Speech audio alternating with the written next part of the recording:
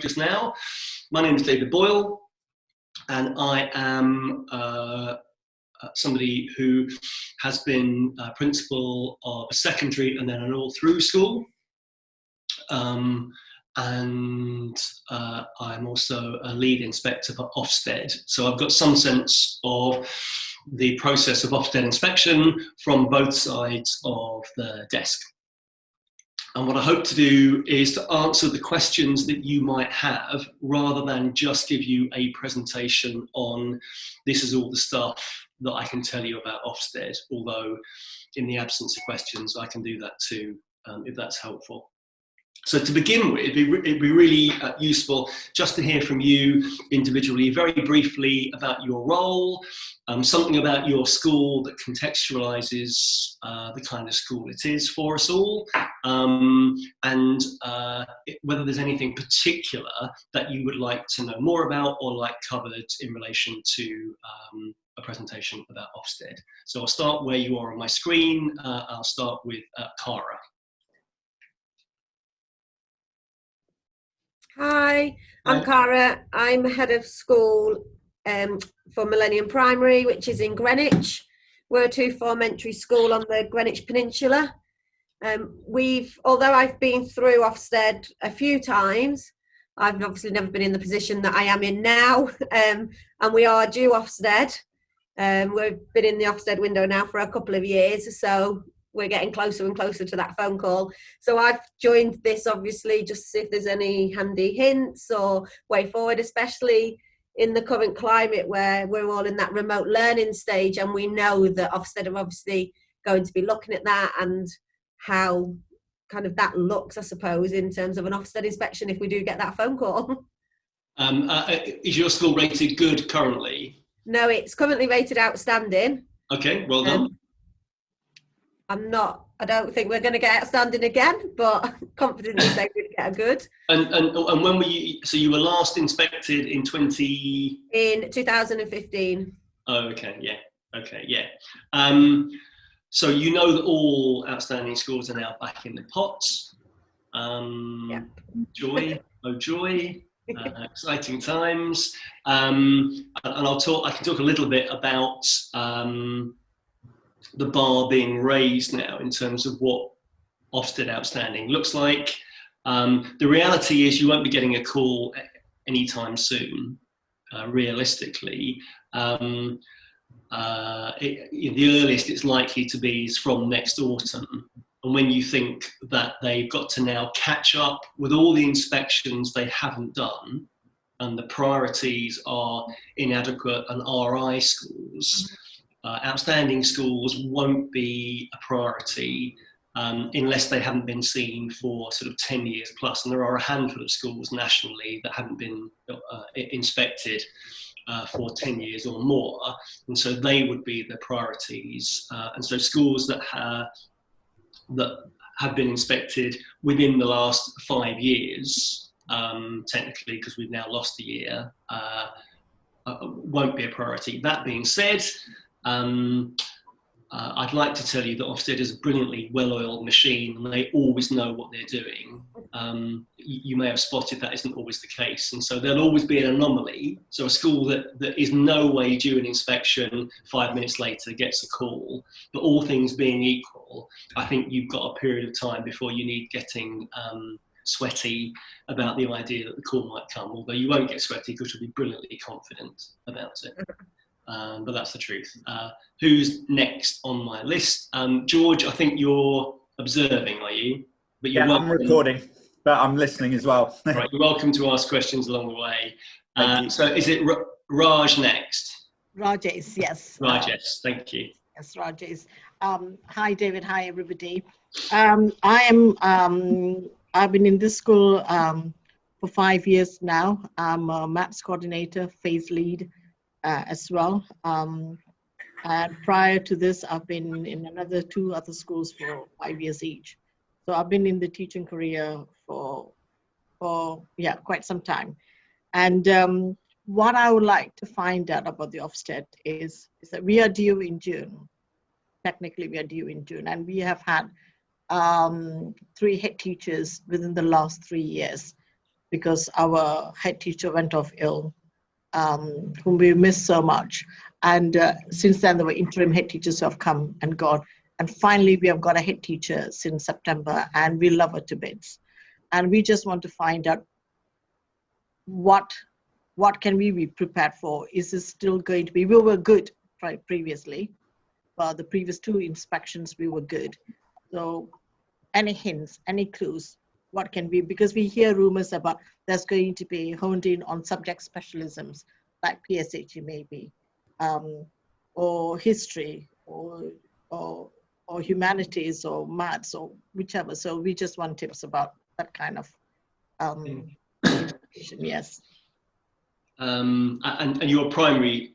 Yes, we are primary. Yes, primary school. Yeah, it's an interesting question along the way. I'm glad you got a head teacher. I mean, my suspicion would be that there'll be a flag somewhere with your school's name on it at Ofsted HQ because of the nature of the situation that you found yourself in, not because they think you're not doing a good job for the children. But in reality, as I've said, everything is pushed back. And so unless your school is a priority, or unless you're lucky enough to be chosen at random, which also happens, then I think it would be highly unlikely to have an inspection before the autumn. And even then, there's going to be a backlog, because before the lockdown, London was 6 months behind its inspection schedule.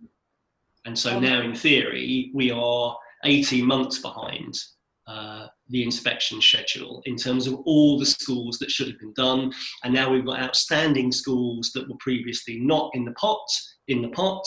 And so I'm not quite sure how they're going to catch up. It's going to be tricky.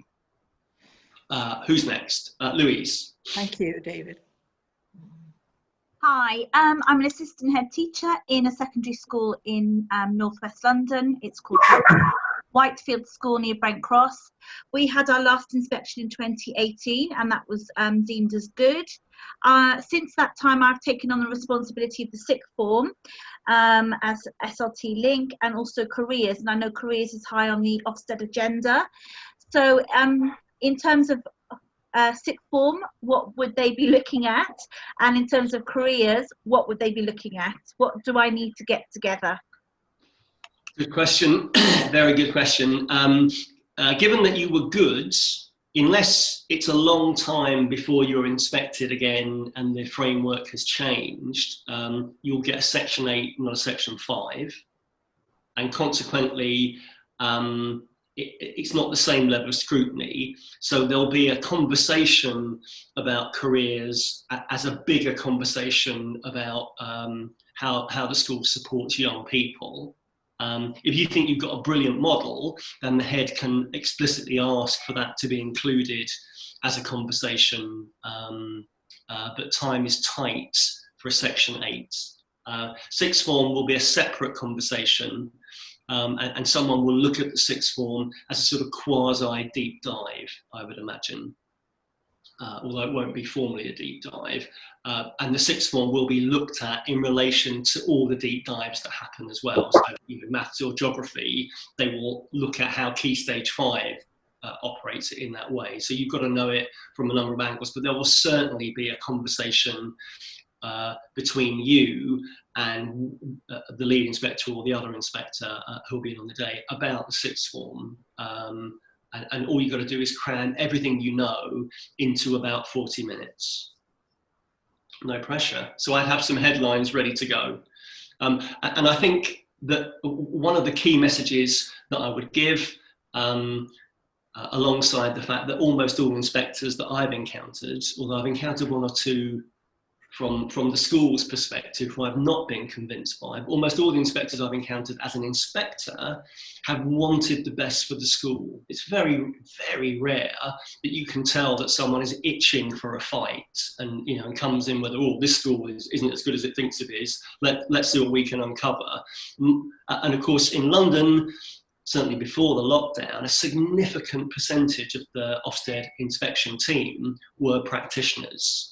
And so you should get someone on your team who is of schools, certainly. Although that doesn't always help. Sometimes they hold you to a higher standard than someone who's not been in schools for a while might do. Anyway, all within the framework, I understand. But the quality assurance that you have in place in your school is key. And in a way, all the inspection team can do is test out how good your quality assurance is. And they'll do a cross-section to have a look at that in different places, in different times. But the more assured you are, and the more practiced your quality assurance processes are, the easier the inspector's job, because then they can see that you put in place systems and routines that are way and above what might be expected in the norm, and consequently they can have a conversation with you rather than use you to test out what your area is like, if that makes sense. Moving down.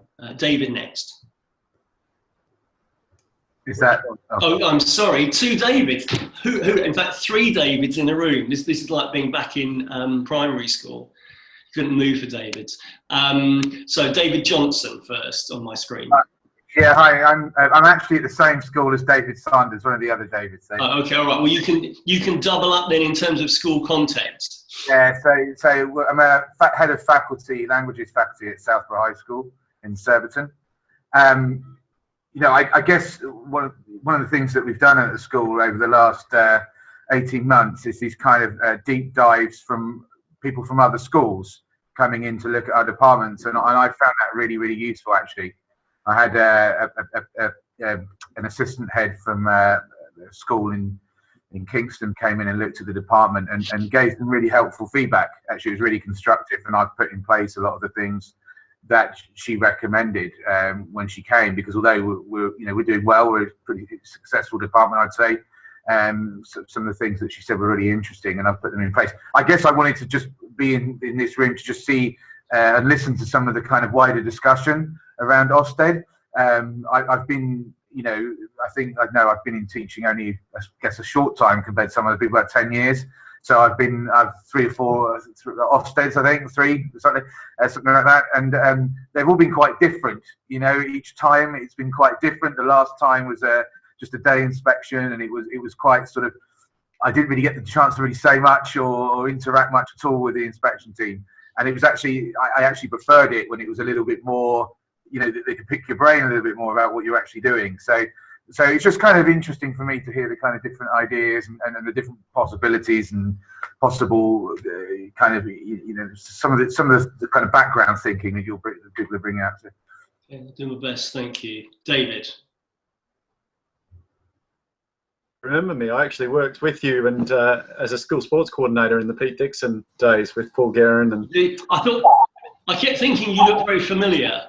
Well, I ended up going and teaching physics at the same school as David's at, but I'm senior assistant head teacher here now. Responsibility for curriculum and assessment, timetabling, amongst other things. But I guess for me, it's around this balance between curriculum matching, but also the progress of in particular key groups, disadvantaged EAL, SEND students, and how that might look in the future, given what we're all going through. You'll see that David Johnson and I are at school. We've got all staff working from school. We're open to about 15% of the school population. Context of the school is that it's all boys, fully comprehensive. And as a result of that, we've kind of been stuck in a cycle of good, although there are elements of the school that are outstanding easily.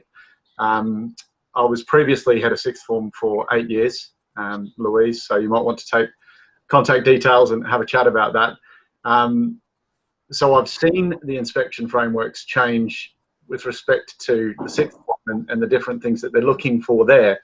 But on a whole school level, I'm really interested about how progress can be judged when it's a zero-sum game at a national level when there is no national data, but also how deep they can potentially look in a Section 8.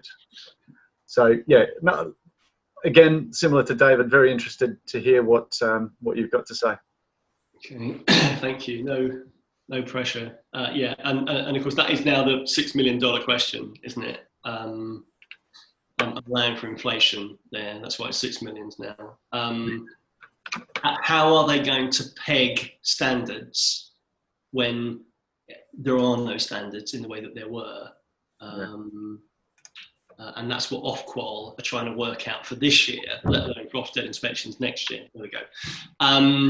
Money. I'm actually assisting. I work for Challenge Partners as a networks assistant, so I'm just. That's all right. Welcome. Nice to see you. Please ask questions if you want to. I will do. Chris.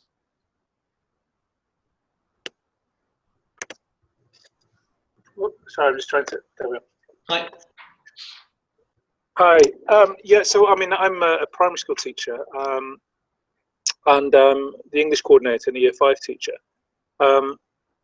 I don't know. I mean, I just want to understand the Ofsted framework, and because over the last 2 years, Amanda Spielman has been sort of, I don't know. There's been sort of like newscasts, and they've been sort of saying that this is going to be in the inspection, and you've got to focus on this, and you've got to focus on something else. So in our school, we're sort of very much sort of suddenly this idea of a knowledge-based curriculum, and I'm thinking, well, what does that actually entail? Because you've got knowledge, you've got skills, you've got values, and all of these should be within a curriculum. So I'm just sort of keen to see what we should be doing in terms of our curriculum, whether we should be rewriting things or whether we should just be going along and just making things better or tightening up on stuff. Yeah, I think it's a really, really important question. What is your school rated currently? Well, we're in required improvement. Oh, so okay. I started a year ago, and yes, we're in required improvement. So it's a little bit different because obviously, the borough, Brent Borough, it's Harleston Primary School, so it's Brent is our borough, and I suppose they sort of have their sort of idea of what we should be doing and what have you. So we're not really free to do that much. But yeah, it's interesting. And then after the inspection, because we've got one imminent, depending on when that happens, it's this idea of sustainability. Because what I've found in schools that I've been in before, that everyone gets ready for an Ofsted inspection, and then afterwards people leave and different things change and the standards aren't kept or maintained or decide to go a different way. So those are the sort of things that I'm sort of just playing around, thinking about in my own head, and I just wondered what your opinions might be. Thank you. I'll do my best. Alice. Hi, I have to apologise for my lack of video. I'm really untechnical and it seems to have disappeared. So I'm middle management at my school that is a 2-form entry in Bayswater, like central.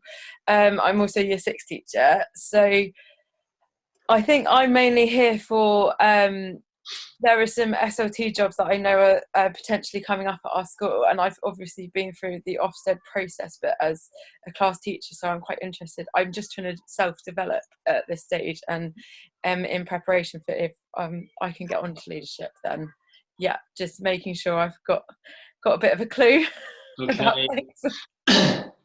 Well, there are lots of things that you can read that will give you the headlines about the new framework. You can read, just collectively, and of course, like any game, the key thing is to know what the rules of engagement are. And so you need to know the framework, not because that's the only thing that's important, but because if that's one measure you're going to be judged by, it's up to you to know what it is clearly, and also the grade descriptors, because when you're articulating what it is that your school does for the children, it's quite helpful if you can use sometimes the language of the descriptors to route what you're saying for the inspector.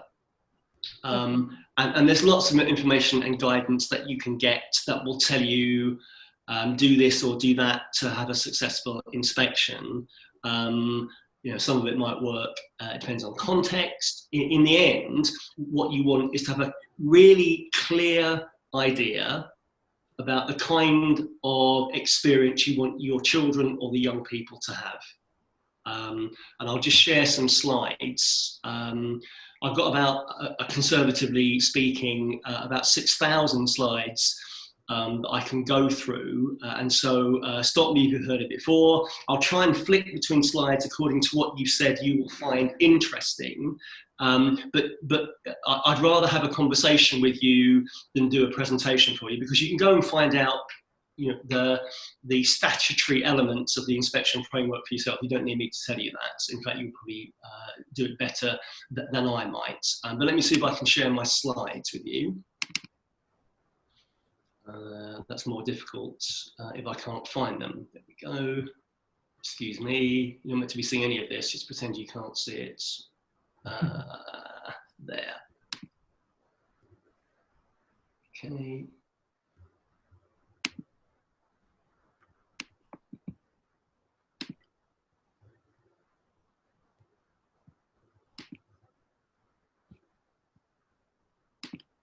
Right, can you all see that? Mm. Yes? Yeah. Yep, thank you. Thank you. So this is the key element here that you want to know, that unlike in this picture, your school is in safe hands because it's got you and your colleagues there to make it so. And I would just advise that if anybody says to you, let's put a whip on your desk for this picture for the school website or prospectus, say no, would be my advice. This is what the framework is looking at. These are the headlines. The key element now is the quality of education, and it relates to what is now summarised as the 3 I's, intent, implementation, and impact, and I'll say something more about those along the way. In a full inspection, you will expect some more detail around the other 3 areas: behaviour, personal development, and leadership. In a Section 8 inspection, there'll be shorter conversations around those areas, and the deep dives, which is the root of assessing the quality of education, will also then be a lens through which you can judge behaviours, personal development, and leadership and management. Just a reminder that if your school is currently good, and therefore you're likely to get a Section 8, a short inspection, the starting point for a short inspection is, in effect, a variation of the school is still good, question mark. But that's what you begin with, and then your conversations and experience begin to say, well, this school is better than good, I think, or this school doesn't appear to be quite as good as it needs to be. For a full inspection, all the judgments roll back to 0, and you start again, although clearly you've got some context to tell you the likely direction of travel. So it isn't just try and pretend that nothing existed before, but it is to make sure the school feels it has a fair opportunity to show where it is now, as opposed to where it might have been before. Can I ask a question? Sorry. Yeah, what triggers is the full inspection of Section 5? Yes. Yeah, So sorry, the technical, so a full inspection, Section 5, a short inspection, or a no formal designation is a Section 8. And what would trigger a Section 5 inspection? Would it be a parental complaint or a safeguarding issue, or is it something else? Well, what would trigger a Section 5 is a Section 8 that went badly. So the starting point, in terms of the legal framework, the inspection works through a Section 8 unless there is a Section 5 due according to the timescale from your last inspection.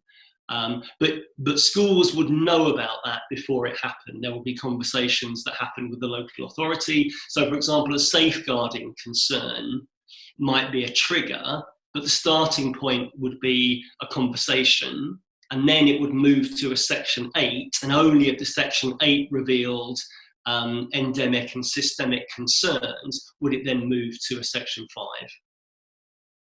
Does that help?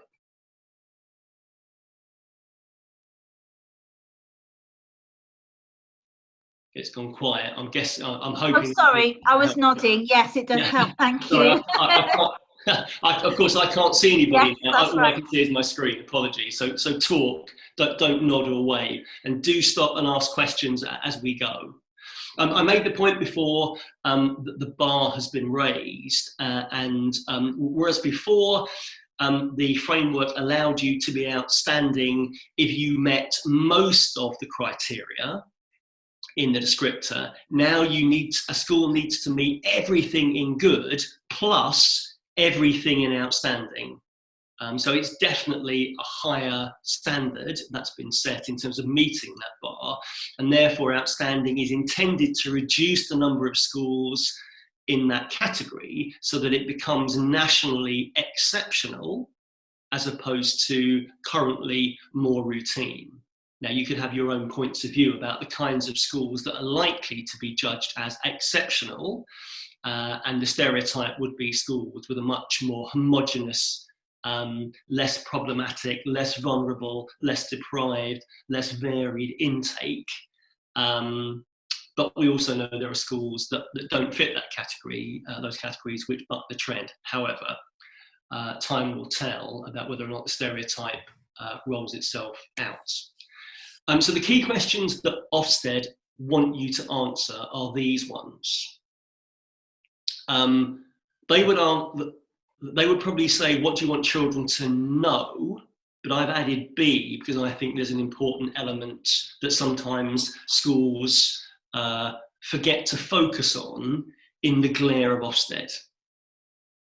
But I don't think there's anything in those 3 bullets that anybody in schools would say is unreasonable or unhelpful. And probably, as a subject leader, as a senior leader, you are involved in asking your team those questions. You know, how well are the children in your care doing? How do you know? How are we going to help you do better on their behalf so that they do better?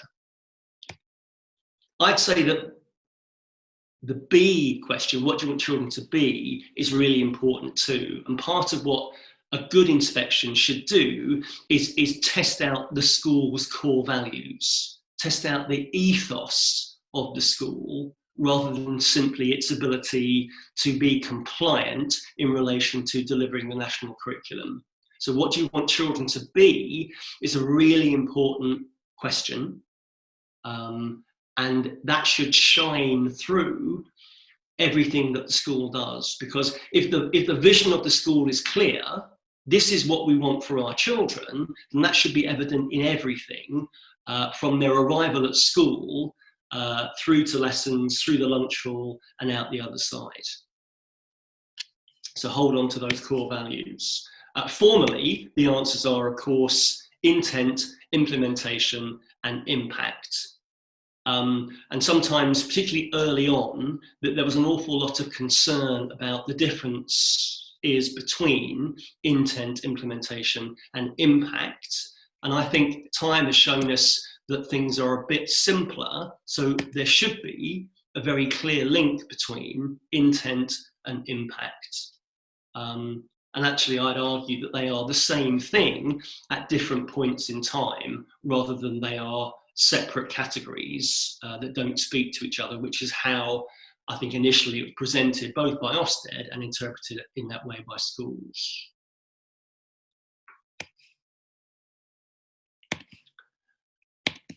I don't think any of you, from what you've said, are going to be involved in a monitoring visit. I don't know whether, Chris, I don't know whether your school is a double RI or a single RI.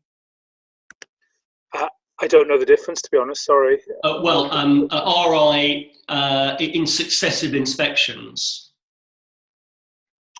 No, I don't think so. Okay, no. Right. So in which case then your school, according to Ofsted, is safe from a monitoring visit, but will probably be nearer the front of the queue once routine inspection begins, perhaps in the summer, but probably more realistically from the autumn.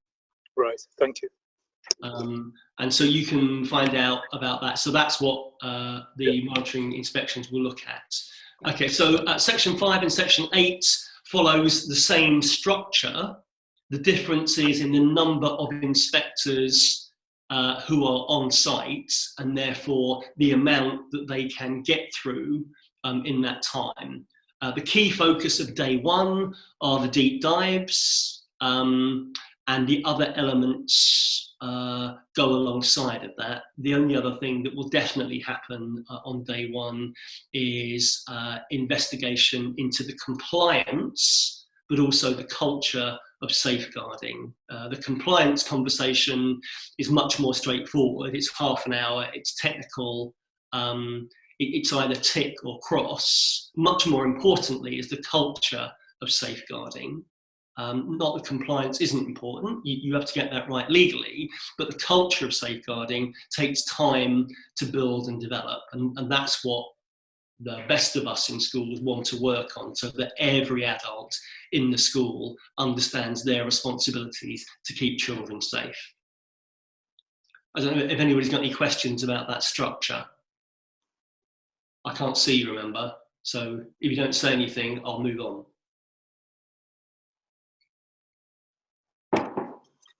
Okay. We begin to sort of move towards some possibility of touching on progress. Curriculum impact is enshrined by Ofsted as children know more and remember more. Progress is going to be more tricky, isn't it, in the absence of fixed data. And I'm sure Ofsted are going to come up with an answer to that at some point. They don't have it yet. I think the reality would be, in the absence of anything else, they will fix it to the school's ambition. So what does the school say is its intent? How effectively is it delivering on that? And how far have children moved given their time in the school? And in a primary school, you might want to think about, so what does a 4-year-old become by the time they finish our school age 11?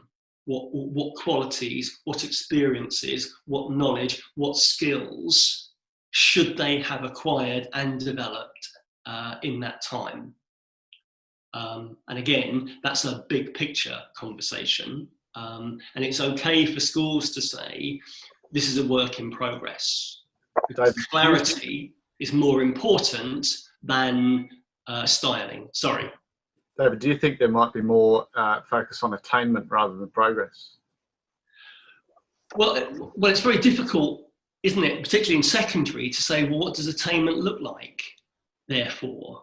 And certainly the experience of Key Stage 4 and Key Stage 5 last year and this year means that you can't really talk about attainment in the same way, because they haven't had the full experience in order to show progress or to mark attainment.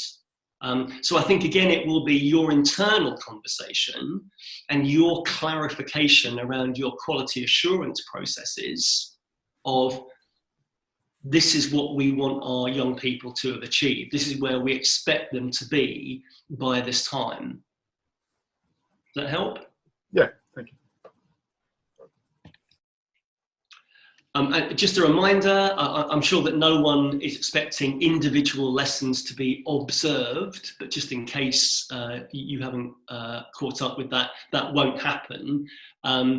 The experiences in lessons are lesson visits now, and the visits join together to give a developing impression about the quality of education.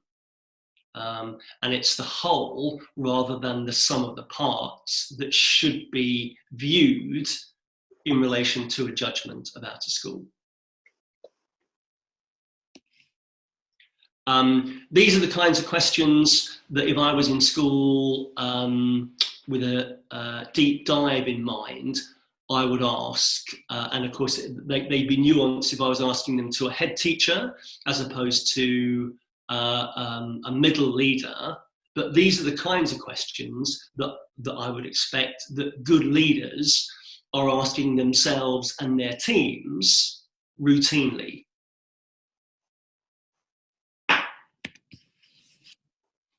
And similarly there, and again, a reminder about the importance of the school's quality assurance and the fact that it is a process rather than a moment in time. So it isn't about can we do this on this day, it's what have we done over time that has made things better. How have we developed the skills and qualities of the teachers so that they can develop the skills and learning of the young people.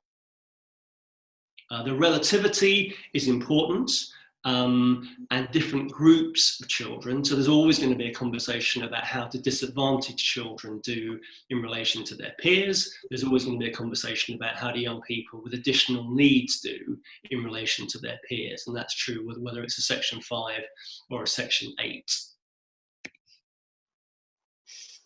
In terms of quality assurance, I don't know about you, but you may have sat through the process of book monitoring that makes you want to pull your own teeth out. Piles and piles of books in front of you, and what are you supposed to do? And so we developed an approach to book monitoring, which I offer to you as an example. I'd be interested to know whether you've got similar processes or hopefully better processes. That a group, let's take a department team, it could be a phase team, it could be a senior team looking at a key stage or a subject, takes a pile of books and agrees in advance the things that it thinks are important in relation to being able to judge children's progress and attainment.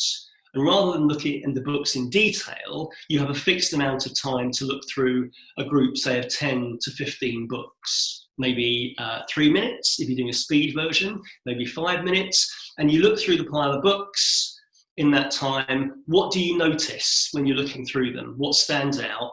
Why does it matter? And then you pass the class books between you so that realistically, rather than spend sort of an hour and a half looking at one set of class books, you could do the majority of those class books in about 15 minutes, moving them between you. And then you come up with, I think, with better systemic questions. So collectively, looking at that set of books or looking at this cross-section of books in this subject or this year, what do we notice? Presentation, attitudes, behaviours come through, engagement, quality of response, impact of the quality of response. What do we notice? Why does it matter in relation to what we've said as leaders we want? And what are we going to do now? And we have found that a much more efficient and effective way of doing book scrutiny than the processes we had before, which weren't very life-affirming very often, although we did them very dutifully. Has anybody got something that works brilliantly around quality assurance for them?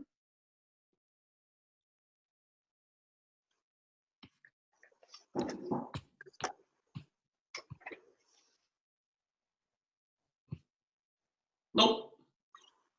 Okay, I'm conscious that we've got about 2 minutes left.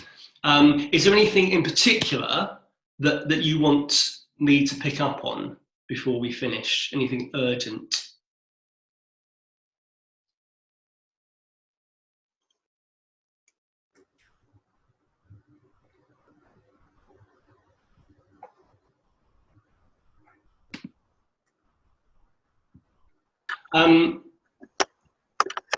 I think I've touched on, I haven't touched on sustainability. I mean, the sustainability really is around the leader's ability to keep their team engaged and to remind them that what they're doing is the most important thing, as opposed to what Ofsted says should be the most important thing. And that's why I come back to the idea about keeping your values at the heart of what you do. What do you believe is the best thing for the children in your context? That's what you've got to try and communicate to any inspection team. And if you're doing it really well, if you're making a difference, if you're doing it consistently, that's when you move from good to better than good. And quite often the difference between an outstanding school and a good school isn't the heights that any of those schools can hit individually, it's about the consistency of performance. So the more teachers that you have delivering really good lessons regularly, the greater the chance that overall the impact will be better than good. Because as you will know very well, still the variety within a school is usually as big or greater than the variety between schools. I hope I've answered some questions, and I hope it's been in some way useful. We're all leaving. See you on the other side. Thanks very much. Thank you.